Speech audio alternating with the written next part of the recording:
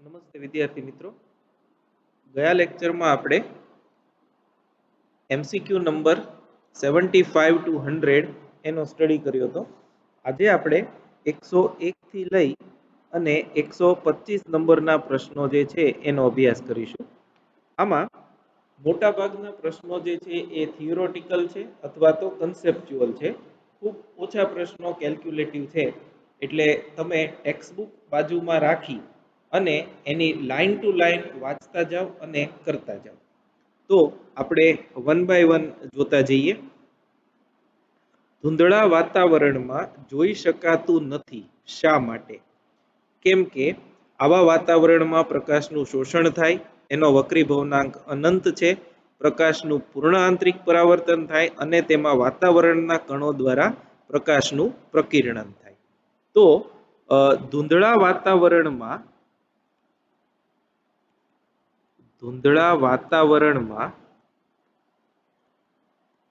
પ્રકાશનું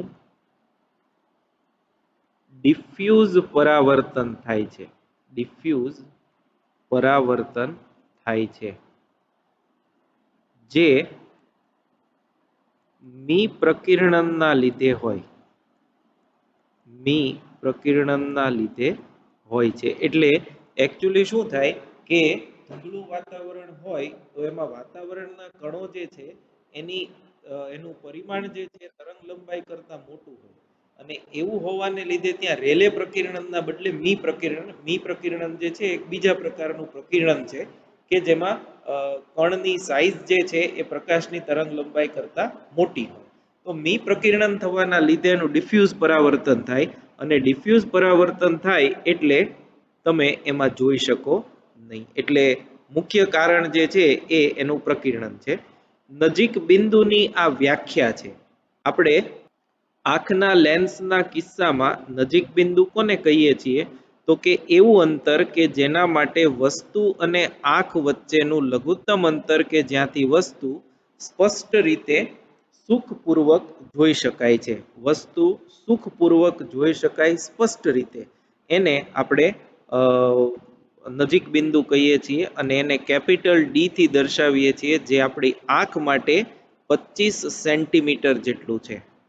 25 સેન્ટીમીટર જેટલું છે. એટલે જ આપણને ડોક્ટર હોય કે વડીલો હોય એવું કે 1 ફૂટ અંતર રાખીને ચોપડી પકડીને વાંચવું જોઈએ. કેમ કે 1 ફૂટ તમે લ્યો, 30 સેન્ટીમીટરની એ ફૂટ આવે તો લગભગ 25 સેન્ટીમીટર કે એનાથી દૂર હોય તો તમારી આંખ ખેંચાય નહીં. સુખપૂર્વક જોઈ શકાય એનો અર્થ એવો થાય કે આંખ ખેંચાય નહીં. એને આપણે નજીક બિંદુ કહીએ છીએ. સાદા માઇક્રોસ્કોપની થિયરી પરથી મેગ્નિફિકેશન પાવર એ આની વચ્ચે હોય. જો પ્રતિબિંબ અનંત અંતરે મળતું હોય તો d/f હોય. સામાન્ય રીતે વ્યવહારમાં આપણે જે ટેલિસ્કોપ વાપરીએ, માઇક્રોસ્કોપ વાપરીએ છીએ, એમાં પ્રતિબિંબ પરિમિત અંતરે હોય તો એનું મેગ્નિફિકેશન 1 + d/f જેટલું હોય. જ્યાં d જે છે અહીંયા જે લખ્યું છે મેં એ પ્રમાણે એ જે તે આંખ માટે નજીક બિંદુ છે. એના પછી 104 નંબરનો પ્રશ્ન જુઓ. એક ટેલિસ્કોપ માટે આઈપીસની કેન્દ્ર લંબાઈ 0.5 અને ઓબ્જેક્ટિવની 200 છે, તો તેનું મેગ્નિફિકેશન કેટલું થાય? તો આપણે ભણી ગયા છીએ કે 104 ટેલિસ્કોપનું મેગ્નિફિકેશન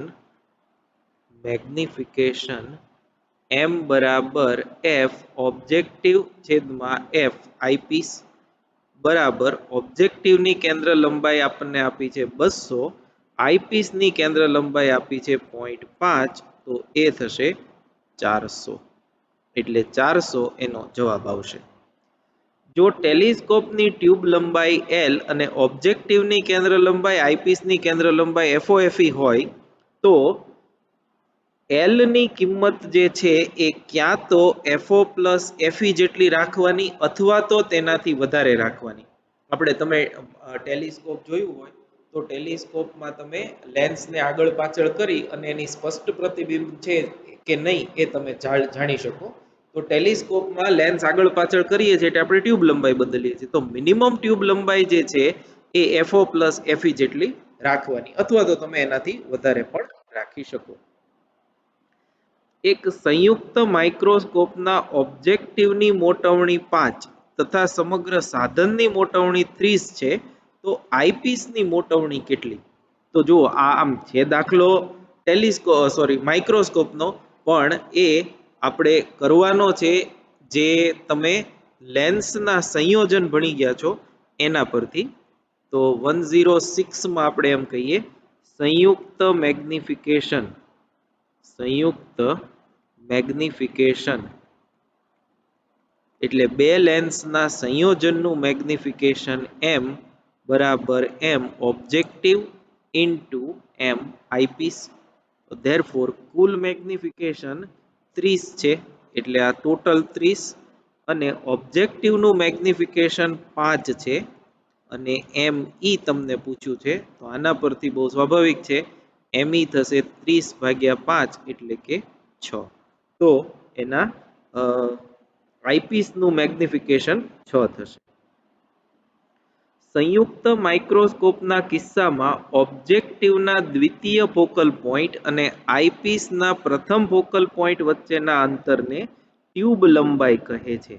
ટ્યુબ લંબાઈ કહે છે. એટલે તમે જો આકૃતિ યાદ હોય તો જુઓ આ ઓબ્જેક્ટિવ, આ આઈપીસ. તો ઓબ્જેક્ટિવનું મુખ્ય કેન્દ્ર અહીંયા હતું FO, આઈપીસનું મુખ્ય કેન્દ્ર અહીંયા હતું FE. આ જે છે એ ઓબ્જેક્ટિવ અને આ જે છે એ આઈપીસ. તો આ બંને વચ્ચેનું આ જે અંતર છે એને આપણે કહીએ છીએ ટ્યુબ લંબાઈ L. એટલે કે ઓબ્જેક્ટિવનું દ્વિતીય ફોકલ પોઈન્ટ અને આઈપીસનું પ્રથમ ફોકલ પોઈન્ટ એ બે વચ્ચેનું અંતર એને કહેવાય આપેલા માઇક્રોસ્કોપની ટ્યુબ લંબાઈ L. તો એ થિયોરેટિકલ એમસીક્યુ છે. ધારો કે એક ડોક્ટર સંયુક્ત માઇક્રોસ્કોપનો ઉપયોગ કરી આપણી આંખ તપાસી રહ્યા છે, તો ડોક્ટરની આંખ પાસેનો લેન્સ જે છે એને આઈપીસ કહેવાય અને આપણી આંખ પાસેનો લેન્સ છે એને ઓબ્જેક્ટિવ કહેવાય અને આપણી આંખ જે છે એ ઓબ્જેક્ટ કહેવાય. કેમ કે આંખને જોવે છે એટલે આંખ એના માટે ઓબ્જેક્ટ થઈ, આંખની નજીકનો એ ઓબ્જેક્ટિવ અને ડોક્ટર પાસે જે છે એ આઈપીસ થાય. સંયુક્ત માઇક્રોસ્કોપના ઓબ્જેક્ટિવ વડે મળતું પ્રતિબિંબ ખાલી જગ્યા હોય. હવે આપણે ભણી ગયા છીએ કે આનું જે પ્રતિબિંબ હોય, અહીંયા તમે જો વસ્તુ મૂકો તો એનું પહેલું પ્રતિબિંબ જે છે એ અહીંયા મળે, બીજું પ્રતિબિંબ ફાઇનલ જે છે એ અહીંયા મળે અને બહુ મોટું મળે. એટલે આ પ્રતિબિંબ જે છે ઓબ્જેક્ટિવનું એ વાસ્તવિક હોય, વાસ્તવિક ઉલટું છે એટલે વાસ્તવિક હોય અને વસ્તુ કરતા મોટું હોય. ખાસ જોજો અહીં તમને પૂછ્યું છે ઓબ્જેક્ટિવ વડે મળતું પ્રતિબિંબ, એટલે ઓબ્જેક્ટિવ આ છે એના વડે મળતું પ્રતિબિંબ સાદા લેન્સનું જે છે એના જેવું હોય. 110 સૌથી મોટું પરાવર્તક ટેલિસ્કોપ તમિલનાડુના કાવાલુર ખાતે છે, જેના પરાવર્તકનો વ્યાસ 2.34 મીટર છે. 100% ટેક્સ્ચ્યુઅલ ક્વેશ્ચન છે. એવું મૂકવાનું કારણ એ છે કેમ કે બોર્ડની પરીક્ષા છે એમાં ઘણી વખત આવા એમસીક્યુ પૂછાય છે કે જે ફક્ત આંકડાકીય માહિતી એમાં તમારે આપવાની હોય. વિશ્વનું સૌથી મોટું પરાવર્તક ટેલિસ્કોપ હવાઈ ખાતે છે અને એના પરાવર્તકનો વ્યાસ છે 10 મીટર. આ ઇન્ડિયા માટે છે, આ વૈશ્વિક છે. આ ક્વેશ્ચન ઇમ્પોર્ટન્ટ, બરાબર યાદ રાખજો અને સમજજો. વ્યવહારમાં વપરાતા એક ટેલિસ્કોપ માટે આઈપીસની કેન્દ્ર લંબાઈ 1 સેન્ટીમીટર અને ઓબ્જેક્ટિવની 200 સેન્ટીમીટર હોય. તો આવા ટેલિસ્કોપ વડે એકબીજાથી 1 મિનિટ જેટલા કોણીય અંતરે રહેલા બે તારાઓનું નિરીક્ષણ કરતા તેઓ ખાલી જગ્યા અંતરે હોય તેમ લાગશે. હવે આપણે જે ભણ્યા છીએ 112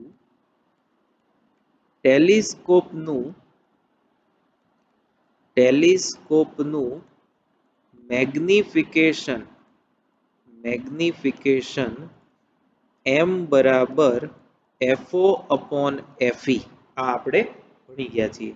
આ જે મેગ્નિફિકેશન છે એને જ આપણે કહીએ છીએ કોણીય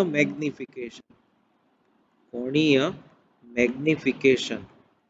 એટલે અહીંયા એક સ્ટાર છે, અહીંયા એક સ્ટાર છે અને આ ધારો કે ટેલિસ્કોપનો ઓબ્જેક્ટિવ છે.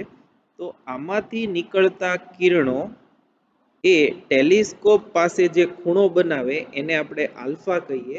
તો એ જ્યારે ટેલિસ્કોપમાં જોઈએ ત્યારે આ આલ્ફા, હકીકતમાં બે વચ્ચેનો ખૂણો આલ્ફા આપણી આંખ પાસેનો છે, પણ હકીકતમાં નરી આંખે જોઈએ તો આલ્ફા લાગે, પણ ટેલિસ્કોપના ઉપયોગથી જોઈએ, અહીંયા આઈપીસ હોય તો ટેલિસ્કોપના ઉપયોગથી અહીંથી જોઈએ તો એ કેટલો દેખાશે એ આપણને પૂછ્યું છે. તો હકીકતમાં આલ્ફાનું જે મેગ્નિફિકેશન મળે એ જ કોણીય મેગ્નિફિકેશન થયું.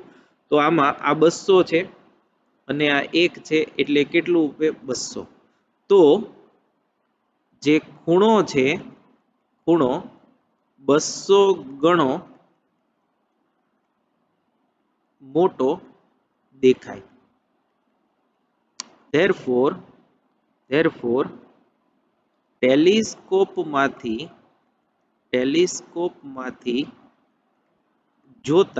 ટેલિસ્કોપમાંથી જોતા બંને તારાઓ વચ્ચેનું અંતર બરાબર કેટલા પહેલા લાગતા હતા? 1 મિનિટ ગુણ્યા 200, એટલે એ થશે 200 મિનિટ. 200 મિનિટ બરાબર 200 ભાગ્યા 60 ડિગ્રી. મિનિટને ભાગી નાખીએ એટલે ડિગ્રી મળશે અને આ જો આપણે કરીએ તો એ મળશે 3.33 ડિગ્રી. એટલે જે 1 મિનિટના અંતરે હોય એને 200 મેગ્નિફિકેશન વાળા ટેલિસ્કોપ વડે જોતા એ 3.3 ડિગ્રી જેટલા અંતરે છે એમ લાગશે. એટલે આટલું મોટું મેગ્નિફિકેશન તમને મળ્યું. એટલે આનો જવાબ એ આવશે 3.33. આ એક તમારે યાદ રાખવાનો છે. આના પરના આગળ આપણે પ્રશ્નો પણ એક કરી ગયા છીએ. ટેલિસ્કોપમાં દાખલ થતો પ્રકાશનો જથ્થો તેના ઓબ્જેક્ટિવના વ્યાસના વર્ગના સમપ્રમાણમાં હોય છે. એટલે લેન્સમાં દાખલ થતા પ્રકાશની તીવ્રતા ચલે છે લેન્સનો વ્યાસ d એનો વર્ગ. આવું એક આપણે આગળ સૂત્ર ભણી ગયા છીએ. એના પરથી જ પ્રકાશનો જથ્થો એટલે શું? પ્રકાશની તીવ્રતા. ઓબ્જેક્ટિવ એટલે લેન્સ જ છે, તો લેન્સનો વ્યાસ d, તો ઓબ્જેક્ટિવના વ્યાસના વર્ગના સમપ્રમાણમાં હોય છે. કેસેગ્રેન ટેલિસ્કોપ તમે ભણી ગયા છો. કેસેગ્રેન ટેલિસ્કોપમાં બે અરીસાઓ હોય. તમને હું આકૃતિ દોરીને જો સમજાવું તો આ પાઇપ છે, અહીં એક અરીસો હોય, મુખ્ય અરીસો, જેને આપણે કહીએ છીએ અંતર્ગોળ અરીસો. આ જે છે એ પ્રાઇમરી એટલે કે મુખ્ય અરીસો. પ્રકાશના કિરણો જે છે એ આના પર આપાત થઈ અને પરાવર્તન પામી આમ આવે. હવે એ પહેલા એને બહાર કાઢવા માટે અહીંયા બીજો અરીસો મૂક્યો હોય જે બહિર્ગોળ પ્રકારનો હોય. આ સેકન્ડરી એટલે કે ગૌણ અરીસો. એનું પ્રતિબિંબ રચવામાં કોઈ મહત્વ નથી, પણ એના કારણે અહીંયા છે એક નાનકડું હોલ પાડી અહીંયા આગળ એને પછી જોવામાં આવે બીજા ટેલિસ્કોપ વડે. તો જે બહિર્ગોળ છે, આ અરીસો છે એ બહિર્ગોળ છે અને આ અરીસો જે છે એ અંતર્ગોળ છે. એટલે કેસેગ્રેન ટેલિસ્કોપમાં પ્રાથમિક અરીસો છે એ અંતર્ગોળ હોય, પણ ગૌણ અરીસો જે છે એ બહિર્ગોળ હોય. એટલે આ પણ ઇમ્પોર્ટન્ટ. આ તમને કન્સેપ્ચ્યુઅલ એમસીક્યુ કે થિયોરેટિકલ એમસીક્યુ પૂછવા હોય તો તમને આવું પૂછી શકે. ત્યારબાદ 116 નંબરનો પ્રશ્ન છે એ જોઈ જઈએ.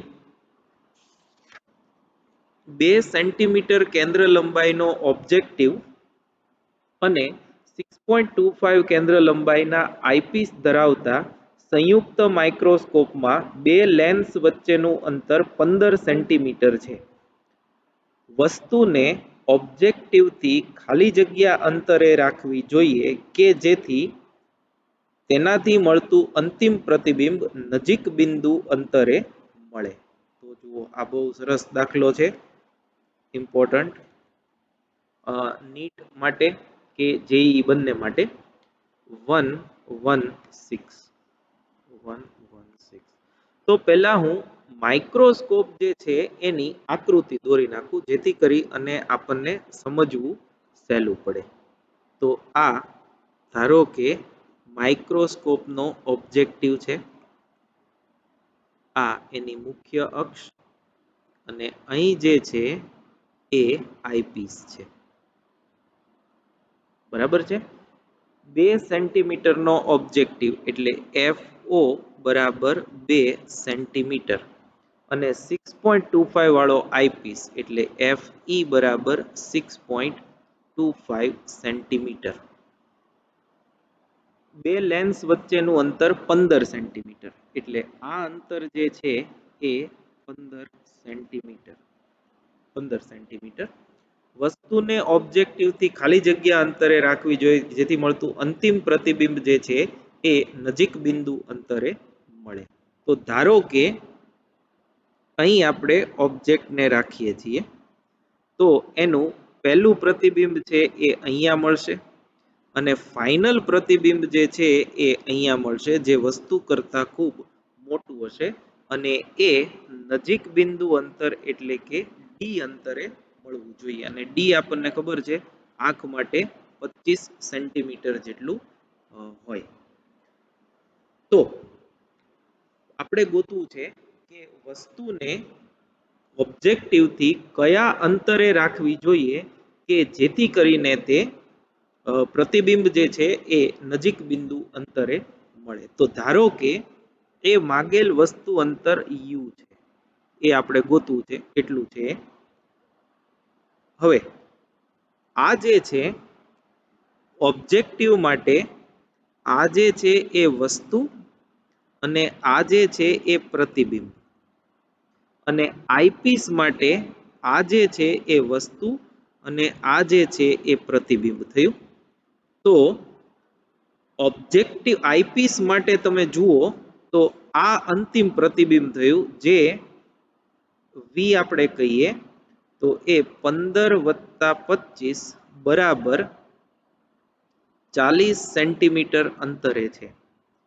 આ વી કેટલું થયું 40 સેન્ટીમીટર. કેન્દ્ર લંબાઈ આપી છે તો તમને આ અંતર કેટલું છે પ્રતિબિંબ અંતર એ મળી શકશે. આ અંતર કેટલું છે એ તમને મળી શકશે. તો આપણે આવી રીતે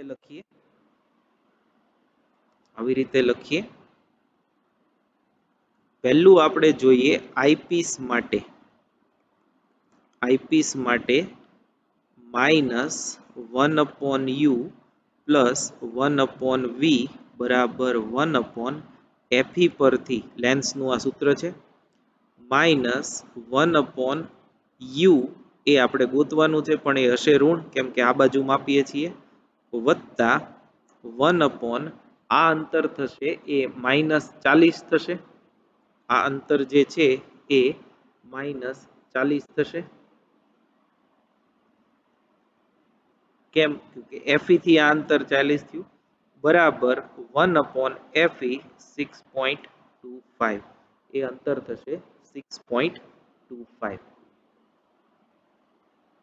તો આના પરથી 1/u બરાબર 1/6.25 વત્તા 1/40 therefore આના પરથી u એ આપણે જો મેળવીએ તો એ મળે છે 5.4 સેન્ટીમીટર. એ આપણને મળશે 5.4 સેન્ટીમીટર અને એને આપણે પહેલેથી ઋણ લીધું છે એટલે આ અંતર જે છે એ આપણને મળ્યું 5.4 સેન્ટીમીટર. 5.4 સેન્ટીમીટર એ આ અંતર મળ્યું. હવે આ 15 છે આ 5.4 થયું એટલે આ અંતર જે બાકીનું જે છે 15 માંથી 5.4 બાદ કરો એટલે 9.6 સેન્ટીમીટર થયું એ બાકીનું અંતર થયું. તો આ લેન્સ માટેનું આ વી થયું એટલે એફ આપી છે એટલે યુ તમને મળી જશે. તો અહીંયા હું લખું છું ઓબ્જેક્ટિવ માટે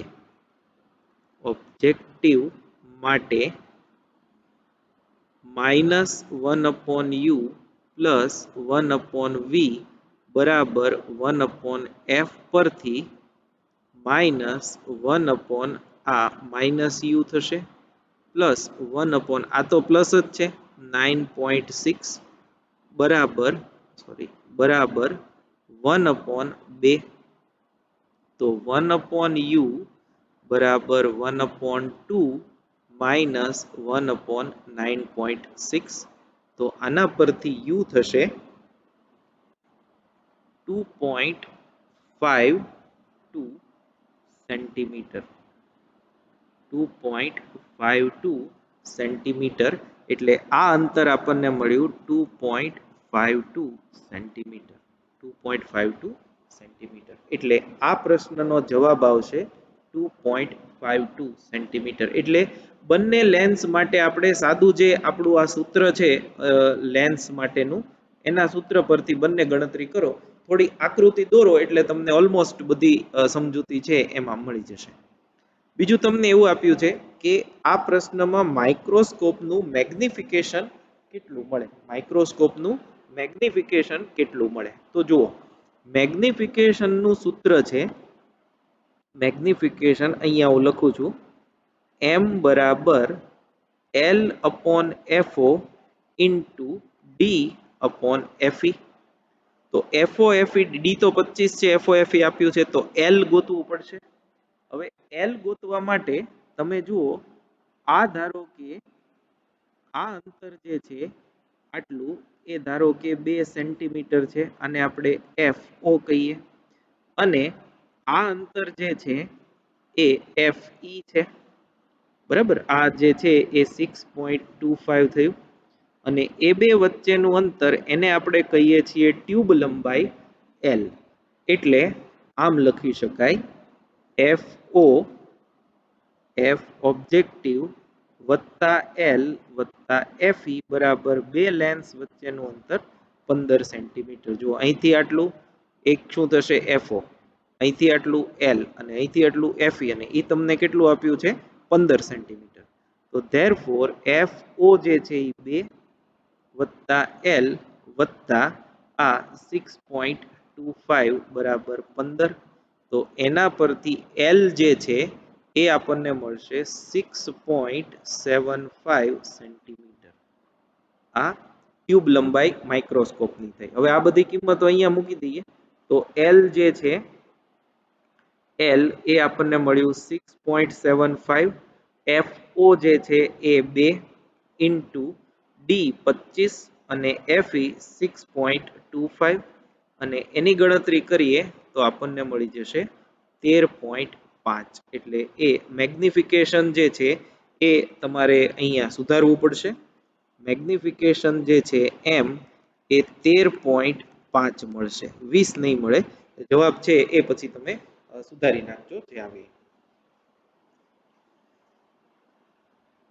બીજું 18મો જો એક બહિર્ગોળ લેન્સને સાદા માઇક્રોસ્કોપ તરીકે વાપરવામાં આવે તો તે માટે વસ્તુને ક્યાં મૂકવી જોઈએ તો વસ્તુ મુખ્ય કેન્દ્ર અને ધ્રુવ એની વચ્ચે મૂકવી જોઈએ કેમ કે આ મુખ્ય કેન્દ્ર છે અને અહીંયા ધ્રુવ હોય તો મુખ્ય કેન્દ્ર અહીંયા હોય એ રીતે વસ્તુને મૂકવી જોઈએ અંતર્ગોળ અરીસાનું મેગ્નિફિકેશન 4 છે 20 સેન્ટીમીટર અંતરે વસ્તુ મૂકતા પ્રતિબિંબ ચત્તું મળે છે તો પ્રતિબિંબ અંતર કેટલું મળે અંતર્ગોળ અરીસો છે અને પ્રતિબિંબ જે છે એ ચત્તું મળે છે ચત્તું મળે પ્રતિબિંબ તો એનો મતલબ એવો કે એ આભાસી પ્રતિબિંબ છે તો 119 એનું સોલ્યુશન એમ તમને આપ્યું છે 4 ચત્તું પ્રતિબિંબ એટલે +4 અને 20 સેન્ટીમીટર અંતર એટલે u બરાબર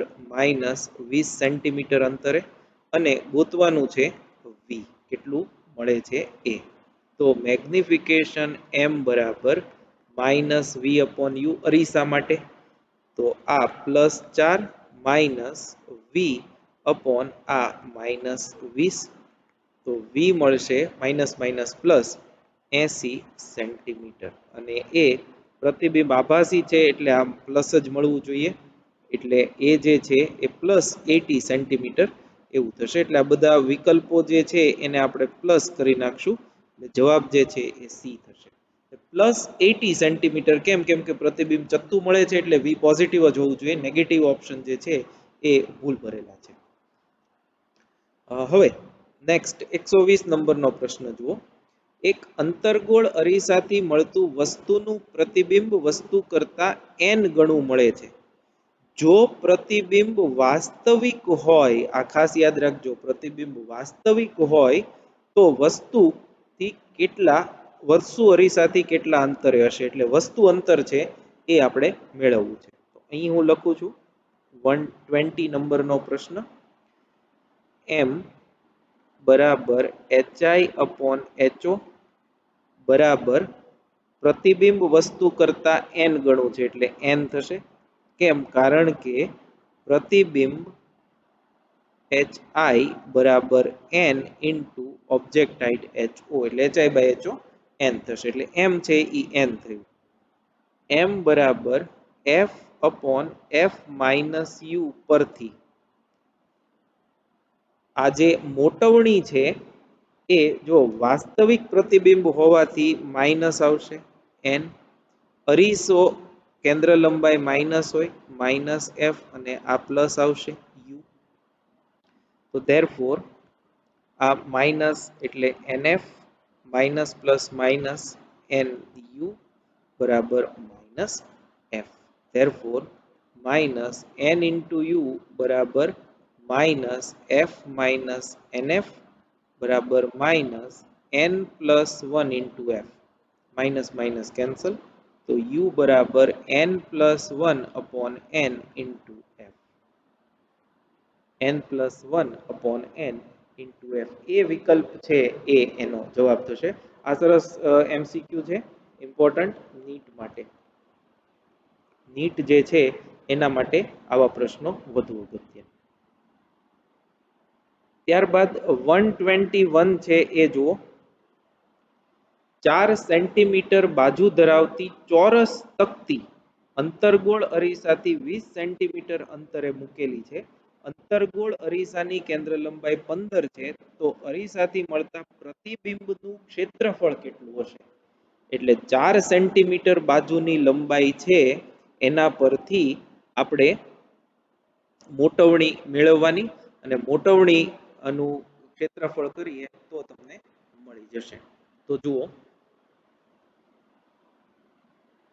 આમાં 121 અરીસાથી મળતી મોટવણી m બરાબર f/f-u આ સૂત્ર છે, એના પરથી બરાબર f અંતર્ગોળ અરીસાની કેન્દ્ર લંબાઈ -15 વત્તા 20, ધેરફોર m બરાબર 3 મળશે, મેગ્નિફિકેશન જે છે -3 મળશે, આ -15 છેદમાં +5 એટલે 3 મળ્યું। આમ પ્રતિબિંબ જે છે, પ્રતિબિંબ એ ઉલટું વાસ્તવિક અને વસ્તુ કરતા 3 ગણું મોટું મળે, 3 ગણું મોટું મળે। તો પ્રતિબિંબનું ક્ષેત્રફળ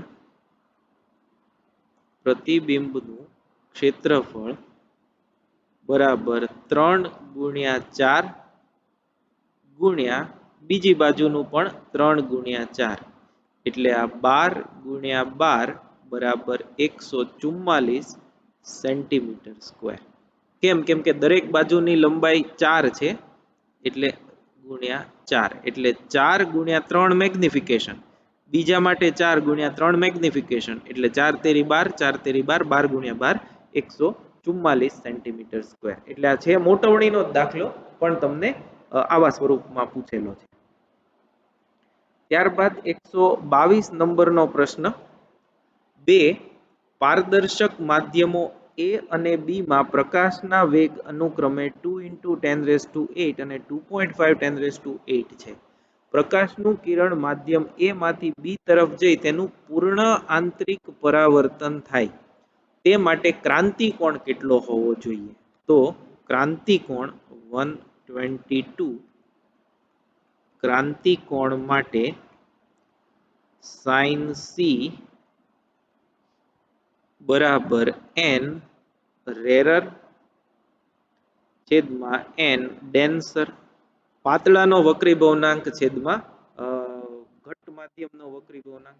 વક્રી ભવનાંક એટલે c upon v, તો v રેરર upon v ડેન્સર. તો v ડેન્સર upon v રેરર કરીએ એટલે મળી જશે. તો ડેન્સરમાં 2 × 10⁸, રેરરમાં 2.5 10⁸, એટલે એ આવશે 4/5. તો c બરાબર sin ઇનવર્સ 4/5. બરાબર. હવે તમને એમ કહો કે આ નો ખબર પડી જાય તો જુઓ તમને જે બે વેગ આપ્યા છે એમાં જેનો વેગનો ઘટાડો વધારે હોય એ માધ્યમ ઘટ્ટ હોય તો બહુ સ્પષ્ટ છે. બરાબર ને? કેમ કે 3 × 10⁸ શૂન્ય અવકાશ હોય તો જેમ જેમ માધ્યમ પ્રકાશીય રીતે ઘટ્ટ થતું જાય એમ એનો વેગ છે એ ઘટતો જાય. એટલે 2.5 અને 2 માં 2 વાળું માધ્યમ વધુ ઘટ્ટ હોય, 2.5 વાળું માધ્યમ ઓછું ઘટ્ટ હોય. એટલે રેરર માટે 2.5 અને ડેન્સર માટે 2. એટલે sin ઇનવર્સ 4/5 એ આનો જવાબ આવશે. પછી હમણાં આપણે એક આવો દાખલો ગણ્યો એનો એમસીક્યુ છે. ઓબ્જેક્ટિવ અને આઈપીસ ના મેગ્નિફિકેશન હોય તો કુલ મેગ્નિફિકેશન એટલે બેયનો ગુણાકાર થાય. અને 124 નંબરનો પ્રશ્ન એ જોઈ જઈએ. 60 ડિગ્રીનો પ્રિઝમ કોણ ધરાવતા પ્રિઝમ પર 50 ડિગ્રીના કોણે આપાત થતા પ્રકાશ આપાત કરતા પ્રકાશ લઘુત્તમ વિચલન અનુભવે છે. લઘુત્તમ વિચલન અનુભવે છે એવું કીધું છે એટલે લઘુત્તમ વિચલન કોણ કેટલો? તો એ તો આપણે કરી ગયા છીએ. 124 I plus E equal to A plus delta. એમાં 2I બરાબર A plus delta M. લઘુત્તમ વિચલન થાય તો I અને E સરખા બને. તો 2 into I 50 ડિગ્રી આપેલ છે. એ સમબાજુ છે 60 વત્તા ડેલ્ટા M. તો આના ઉપરથી ડેલ્ટા M 100 ઓછા 60 એટલે 40 ડિગ્રી. એટલે એનો જવાબ આવશે 40 ડિગ્રી. પછી જુઓ 125 નંબરનો પ્રશ્ન. આ સરસ છે. ઇમ્પોર્ટન્ટ માર્ક કરો. Important NEET. 20 સેન્ટીમીટર કેન્દ્ર લંબાઈ ધરાવતા બહિર્ગોળ લેન્સ L1 ની ડાબી બાજુએ મુખ્ય અક્ષ પર 10 સેન્ટીમીટર અંતરે વસ્તુ મૂકેલ છે.